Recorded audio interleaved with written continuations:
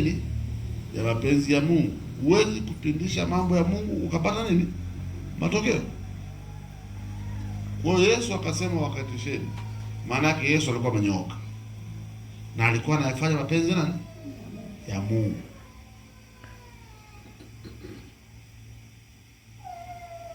Akasema waketisheni, akamwomba baba yake na akiamini kwamba watu hao watakula. Watu 5,000 walikula, walihesabiwa tu wanaume, wanawake na watoto hawakuhesabiwa. Mimi kuna swali najiuliza, na wakakusanya vikapu 12 vilivyojaa nini? Mikate na samaki, manake vilisaza kutokea kwenye samaki 2 na mikate ilitosha watu wale. Lakini tu haikuishia hapo. Ukisoma Biblia vizuri, Elia Tishbi alienda kwa yule mama akasema hivi, kimebaki chakula kidogo sana, mimi na mwanangu tule tu. Akasema basi naomba mniandalie mimi. Alipokusha kuandaliwa akaomba na akaamini. Unaona, akaomba na akaamini. Mafuta hayakwisha, unga haukwisha. Leo hii watu wengi wanashindwa kupokea matokeo ya Mungu, sio kwa sababu hawaombi, sio kwa sababu hawana imani,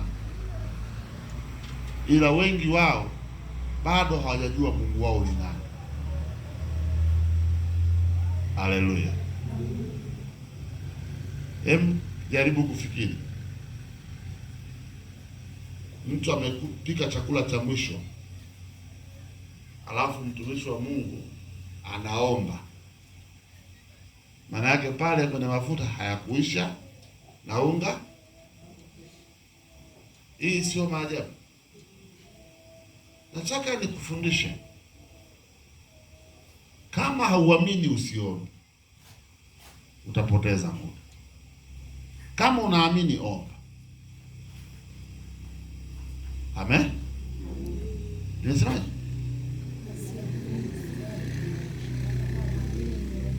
Sasa wanaoomba bila kuamini ni kundi kubwa, na ndio hawa wapate matokeo. Ni kundi, ila katikati ya maombi na wenyewe wapo. Kwa hiyo ukiomba ili hali auamini, amna, hapo huwezi kupata matokeo. Ndio maana hapa sasa tunasema maombi na nini na imani.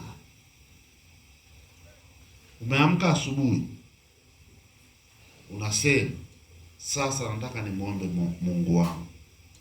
Unasema nakushukuru Mungu, umeniamsha salama, lakini leo ni siku ya baraka kuliko siku zote ulizowahi kuendeka duniani. Leo nakwenda kufungua biashara yangu, leo nakwenda kubariki maombi yangu, leo nakwenda kubariki kazi ya mikono yangu. Mungu, ninaamini hivyo.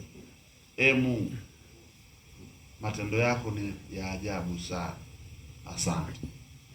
Ukitoka hapo, kila tukio linaloendelea kwako unasema hakika nilimwomba Mungu na nimeamini. Kwa unaweza kuwa na mzigo mkubwa sana au bidhaa nyingi sana kwa siku husika, wewe ukamaliza, ambaye mliomba pamoja lakini alikuwa aamini hakumaliza. Nataka uwekeze hiki kwenye moyo wako. Kama njia moja imeshindikana ya kufanya biashara, unafanya biashara tofauti au ile ile kwa mlengo mwingine.